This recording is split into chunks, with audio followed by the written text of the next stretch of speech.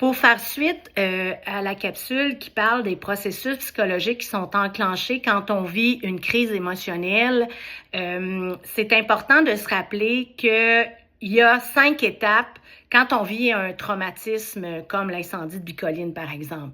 Donc, je m'étais basée sur la théorie de Kubler-Ross qui disait qu'il y avait l'étape du déni, de la colère, du marchandage, de la dépression et de l'acceptation. Ça, je vous l'explique dans l'autre capsule.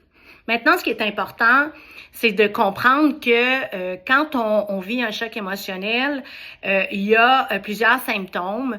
On peut se sentir hyper vigilant, anxieux, on peut avoir des troubles de sommeil, des palpitations, des flashbacks, des cauchemars.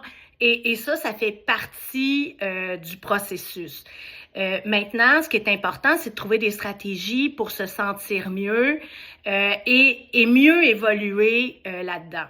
Donc, c'est sûr que si vous sentez que votre situation, elle requiert les services d'un professionnel, c'est vraiment important de le faire.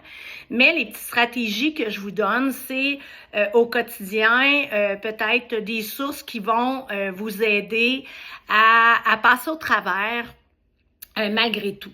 Donc, premièrement, c'est important d'exprimer vos émotions, de ne pas les garder pour soi. Et ça, c'est, je pense, un premier pas. Donc, vraiment exprimer et vivre les émotions par rapport à l'événement. Ça aide beaucoup à la guérison.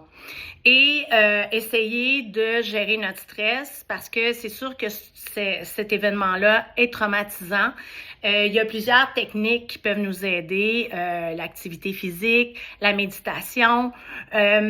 On peut réorienter aussi nos pensées en faisant des activités que l'on trouve vraiment intéressantes et se changer les idées, c'est vraiment une stratégie émotionnelle, fonctionnelle pour réussir à avancer si on veut.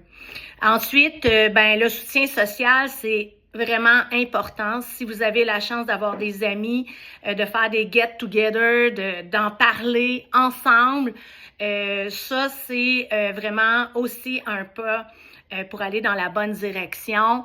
Observer ses émotions quotidiennement et essayer là, de comprendre ce qui se passe, ça peut être aussi une belle stratégie. Et tout ce que je vous souhaite, c'est de réussir à avancer et ces pas vers l'avant-là vont vous aider à être résilient. Donc, courage tout le monde.